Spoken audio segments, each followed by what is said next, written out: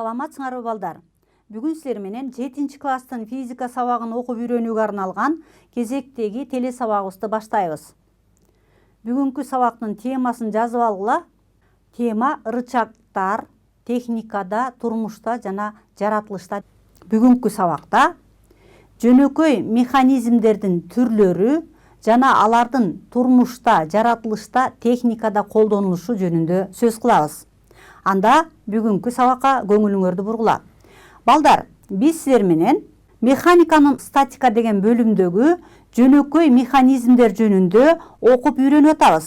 Жөнөкөй механизмдер, алар кайсылар? Мына силер экрандан көрүп турган түзүлүштөрдүн баары жөнөкөй механизмдер. Булардын баардыгында күчтөн утуш алынат. Биз күндөлүк турмушта пайдаланып жүргөн кайчы, күрөк, балта, винт жана башка. Мына булардын баары жөнөкөй механизмдер. Жөнөкөй механизмдерди биз турмушта өтө көп жерде пайдаланабыз. Мына ошол жөнөкөй механизмдердин бирин биз рычаг деп айтканбыз. Рычагтын эки түрү бар. Мынакей силер биринчи түрдөгү рычагты сүрөттөн көрүп атасыңар. Ал эми бул экинчи түрдөгү рычаг. Бул экөөнүн айырмасы эмнеде? Байкасаңар, рычаг деген кыймылсыз таянычтын айланасында айлана турган катуу нерсе рычаг деп аталат. Биринчи түрдөгү рычагты карасаңар, кыймылсыз таянычтын эки жагында күчтүн ийиндери болот. Ал эми экинчи түрдөгү рычагта таяныч чекити бир жагында эле болот экен. Бул рычагтын эки түрү. Эми рычаг менен биз күчтөн утуш алабыз. Демек, рычаг күчтөн утуш алуу үчүн колдонулат. Күчтүн моменти деген дагы чоңдук менен өткөн сабакта таанышып кеткенбиз балдар. Күчтүн моменти дегенибиз нерсеге аракет эткен күчтүн анын ийинине болгон көбөйтүндүсү күчтүн моменти деп аталат. Күчтүн моментин М тамгасы менен белгилейбиз. М барабар F көбөйтүлгөн L деген формула менен аныкталат. Эми ушул күчтүн моменти күчтүн аракетин ал бирдей убакта күчтүн модулунан жана анын ийининен да көз каранды болоорун көрсөтөт. Аны каяктан көрсөк болот? Каалгаларды көрүп атасыңар балдар. Мына ушул каалгалардын туткасын ачыла турган жагына жакын кылып жайгаштырат. Бул учурда күчтүн аракети күчтүн модулунан гана көз каранды болбостон, анын аракет эткен чекитинен дагы, башкача айтканда, анын күчтүн ийининен дагы көз каранды болоорун көрсөтөт. Эгерде эшиктин туткасын айлануучу окко жакын жайгаштырып койсо, анда эшик оңой менен ачылбайт. Эмне үчүн тутканы эшиктин ортосуна жайгаштырбай, аны эшик ачыла турган чет жакка жайгаштырат? Бул учурда күчтүн аракети күчтүн модулунан жана анын ийининен көз карандылыгын мына ушул мисалдан келтирсек болот экен. Каалгага аракет этүүчү күч айлануу огунан канчалык алыс тиркелсе, аны ошончолук оңой ачууга же болбосо буроого болот экен. Мынакей балдар, жөнөкөй механизмдердин эң жакшы мисалын биз рычаг деп карадык. Рычагты ар түрдүү машиналарда колдонот экенбиз. Бул көзөгүч станоктун туткасы рычаг болуп эсептелет. Машинкалардын, пианинонун клавишалары рычаг болуп эсептелет балдар. Верстактын туткалары дагы рычаг болуп эсептелет. Велосипеддин педалы, кол тормозу, мына ушулардын баары рычаг болуп эсептелет. Рычагдын жардамы менен күчтөн алда канча утуш алууга болоорун Архимед биздин заманга чейин 287-212 жылдарда изилдеген. Ал, эгер таяныч чекити табылса, анда мен жерди өз ордунан жылдырам деп айткан Архимеддин сөзүн кантип аныктасак болот балдар? Эгерде жерди ордунан жылдырыш үчүн ага өтө узун таяк керек болот. Ал таяктын узундугу өтө чоң болуш керек. Ошондо гана жер өзүнүн ордунан жылат. Демек, мына ушул рычагдын негизинде Архимед ушул ойду айткан экен. Мынакей булар механикадагы Архимеддин табылгалары. Мына бул түзүлүш менен төмөнкү деңгээлдеги сууну жогору көтөрүүгө болоорун аныктаган. Мына бул силердин экрандан көрүп аткандар, булардын баары Архимеддин табылга бар экен. Жөнөкөй механизмдерди биз ар түрдүү максатта колдонот экенбиз. Ошол жөнөкөй механизмдерди жандуу жаратылышта дагы кездештиребиз. Алар каякта кездешет? Мынакей балдар. Эликтин чуркашында, өсүмдүктөрдүн өсүшүндө дагы жөнөкөй механизмдер колдонулат. Адамдын колу дагы жөнөкөй механизмдин, же болбосо ырычактын кызматын аткарат экен. Бул учурда чыканактагы аралык ийини 4 сантиметрге, ал эми билектин узундугу 32 сантиметрге барабар болуп атат. Бул учурда бул 32 жана 4 сантиметр күчтүн ийиндери болуп эсептелет. Ошондой эле жаныбарлардын дагы муунактуу буттарында дагы, адамдын баш сөөгүндө, ошондой эле бут сөөгүндө дагы ырычак кездешет экен. Мына булардын баары жөнөкөй механизмдер, жандуу жаратылыштагы кездешиши мына ушулар. Турмуш тиричиликте дагы жөнөкөй механизмдерди өтө көп учурларда кездештиребиз. Мисалы, жүктү көтөрүүдө, бул учурда жүктү араба менен ташууда, таразада кездештирет экенбиз. Ат тиште, ошондой эле оор жүктөрдү ордунан жылдырып кыймылдатыш үчүн ломду же болбосо узун таякты дагы колдонсок болот экен. Булар жөнөкөй механизмдер.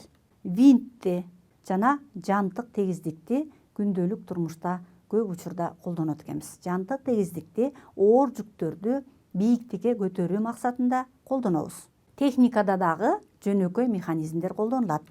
Мисалы, машинанын педалын басууда, кран менен жүктү көтөрүүдө, винт жана кайыкты жылдырууда дагы рычак колдонулат. Велосипедтин педалын дагы рычак деп карасак болот экен. Эми ушул жөнөкөй механизмдер кантип иштейт экен? Видео тасмага көңүлүңөрдү бурулачы. Мынакей, рычак кыймылсыз таяныштын айланасында айлана турган катуу нерсени биз рычак деп айтабыз. Рычактын оң жагына 5 бирдик аралыкка жүктү илебиз. Ал эми сол жагына дагы ошондой эле жүктү илсек, анда рычак тең салмактуу абалда болот. Эми рычакка ар түрдүү жүктөрдү илип көрөлүк. Кайсыл учурда рычак тең салмактуу абалда болот экен? Мынакей, таянычтан 3 бирдик аралыкта 7 бирдик массадагы жүктү илелик. Ал эми 7 бирдик аралыкка 3 бирдик массадагы жүктү илелик. Бул учурда рычак тең салмактуу абалда болду. Эми карагыла. Бул рычак. Бир жагына 3, экинчи жагына 5 бирдик массадагы жүктү илелик. Кайсы чекитинен көтөрсөк, рычак тең салмактуу абалда болот. Бул жерде 5тин 3кө болгон катышындай катыш болуп атат. Ошондо бардык бөлүк 8ге барабар болот. 5 кошу 3 барабар 8. Анда биз муну барабар 8 бөлүккө бөлөбүз. 5 бөлүктү 3 жака, 3 бөлүктү 8 жака берсек, анда таяныш чекити табылды дагы, ушул чекиттен рычакты көтөргөн учурда тең салмактуу абалда болот экен. Бул учурда байкасаңар балдар, 3 ньютон күч аракет эткен жактагы ийне 5ке барабар болуп атат. Ал эми 5 ньютон күч аракет эткен жакка ийни 3кө барабар болуп атат. Мына ушул бирөөндө аракет эткен күч чоң болду. Ал учурда күчтүн ийини кичине болуп атат. Ал эми аракет эткен күч кичинекей болгон учурда күчтүн ийини чоң болуп атат. Ал эми бул тажрыйбаны карайлык балдар. Рычакка бирдей массадагы жүктөрдү бирдей аралыкка илебиз. Булардын үчөөнү сары, ал эми жетөөнү кызыл түстө боелгон. Кызыл түстү өзүнчө топ кылып, сары түстү өзүнчө топ кылып, 2 топко бөлөбүз. Эми 2 топтун тең ортоңку жиптерин калтырып, калган жиптерин кыркып салабыз. Бул учурда рычак тең салмактуу абалын сактайт. Чоң массадагы жүк ийини 3кө барабар болгон аралыкка жайгашып атат. Ал эми кичинекей массадагы 3 массадагы нерсе ийини чоң болгон 7 бирдикке илинип атат. Мына ошол учурда рычаг тең салмактуу абалда болду. Эми ушуну кантип тиймеден көрсөк болот балдар. Мынакей. Таяныштын эки жагын барабар 10 бөлүккө бөлөбүз. Анын 3-өө сары, 7 көк түстө кылып лампаларды илдик. Карагыла. Биринчи топту өзүнчө сары топту, ал эми көк топту өзүнчө кылып эки жакка бөлүп алдык. 3 топту өзүнчө кылып белгилеп алабыз. Ал эми 7 топту өзүнчө кылып белгилеп алабыз.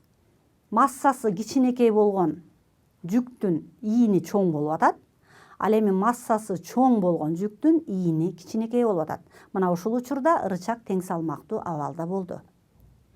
Ушунда 7 бирдик массага ээ болгон лампа 3 бирдик массага ээ болгон лампаны тең салмактап атат. Аракет эткен күчтөр чоң болгондун ийини кичинекей, ал эми аракет эткен күч кичине болгондун ийини чоң болгондо рычаг тең салмактуу абалда болду. Эми балдар карагыла. Бул дагы жөнөкөй механизмдин түрлөрү. Кайчынын ар кандай түрлөрүн көрүп атасыңар. Мына ушул кайчынын эки бөлүгүн эки жакка бөлүп турган винт менен бириктирилген. Бул кайчынын миздүү бөлүгү менен колдун аракет эткен бөлүгү бири-бирине барабар. Себеби ал кайчы кагазды кескенде ага көп деле күч аракет этпейт. Күч жумшалбайт. Ал эми темирди кесиш үчүн көбүрөөк күч жумшалыш керек. Ошондуктан октун эки жагындагы ийини ар түрдүү болуп атат. Мына бул ат тиш деп коебуз. Мисалы үчүн муну менен мыкты кесиш үчүн кесүүчү бөлүгү кыска болуп атат. Ал эми кол менен аракет эткен жагы узун болуп атат. Бул дагы рычагдын кызматын аткарат экен. Ал эми бул түзүлүш менен дагы биз темирди кессек болот. Октун айланасындагы узун бөлүгү бул туткасы, ал эми кыска бөлүгү миздүү бөлүгү, кесе турган бөлүгү. Күчтөн утуш алыш үчүн туткасы узун жасалып атат. Анда тутканын аракетинин натыйжасында темир кесилип атат. Эгер кыска болгон учурда анда темир кесилмек эмес. Демек, мына ушул түзүлүштөрдө биз жөнөкөй механизмдерди колдонот экенбиз. Бул жантык тегиздиктин бийиктиги узундугунан 4 эсе кичине. Бул банканын салмагы 12 бирдикке барабар. Мындай жантык тегиздиктен көтөрүү үчүн банканын салмагынан 4 эсе кичине күч аракет этүү керек. Башкача айтканда 3 бирдикке барабар күч менен аракет этиш керек. Банканы лентанын жардамы менен жогору тоголото баштайбыз. Бул учурда кандай күч аракет эткенин карап көрөлү. F барабар 1,5 ньютон. Эмне үчүн күч 2 эсе азайды? Муну түшүнүү үчүн лентанын узундугу жантык тегиздиктин узундугуна барабар. Күч аракет эткен чекит жантык тегиздиктин бардык узундугун басып өткөн жок. Банка эң жогорку чекке чейин көтөрүлгөн жок. Ортосуна чейин жылды. Ошондуктан күч механиканын алтын эрежеси боюнча 2 эсе кичине болуп калды. Ал эми толук утуш 8ге барабар болот. Кантип утуш алабыз? Аны кийинки мисалда силерге түшүндүрүп берейин балдар. Мынакей жантык тегиздик нерсени төмөн жактан жогору көздөй көтөрүшүбүз керек. H бийиктикке көтөрүшүбүз керек. Бул нерсеге оорлук күчү аракет этет. Абадагы оорлук күчү бул нерсеникин биз динамометр менен ченеп алсак, ошол нерсени эми жантык тегиздик боюнча жогору көтөрөбүз. H бийиктикке, ошол эле бийиктикке көтөрөбүз. Аны жантык тегиздик боюнча аракет эткен күчү Fg деп белгилеп алабыз. Эл аралыкта бул жантык тегиздиктин узундугу. Жүктү H бийиктикке көтөрүшүбүз керек. Анда жантык тегиздиктин узундугун L деп белгилеп алалык. Ушул учурда аткарылган жумушту аныктап көрөлүк. Биринчи учурда тик вертикалдуу багытта көтөргөндө A1 деп алалык. A1 барабар F оорлук күчү көбөйтүү H. Ал эми жантык тегиздик боюнча жүктү жогорку бийиктикке көтөрүш үчүн аткарылган жумуш А2 барабар F жантык көбөйтүү L узундук деп алабыз. Эми экөөнү бири-бирине барабарлайлы, себеби экөө тең бирдей бийиктикке көтөрүлүп атат. F оордук күчү көбөйтүлгөн H барабар F жантык көбөйтүү L. Экөөнүн катышын алабыз. FO оордук күчү аракет эткен күч бөлүү F жантык тегиздиктеги аракет эткен күч. Демек, F оордук күчүнүн жантык тегиздиктеги аракет эткен күчүнө болгон катышы барабар L бөлүнгөн H экен. Демек, мындан жантык тегиздиктин узундугу бийиктиктен канчалык узун болсо, күчтөн ошончо эсе утуш алынат экен. Жантык тегиздик боюнча нерселерди жогору көтөрүүдө күчтөн бир канча утуш алабыз. Башкача айтканда, азыраак күч жумшап, ал нерсени оңой өйдөнүгөстөй чыгарууга болот экен. Ошол максатта жантык тегиздикти колдонобуз. Жантык тегиздик дагы жөнөкөй механизмдин бир түрү экен. Андан кийин балдар, шынаа жана винт. Шынаа дагы жөнөкөй механизм, ал түрдүү жантык тегиздикти көрсөтөт. Бул түзүлүш кантип иштейт? Карап көрөлүк. Капталдары резина менен кармалып турат. Аны эки жака жылдырыш кыйын.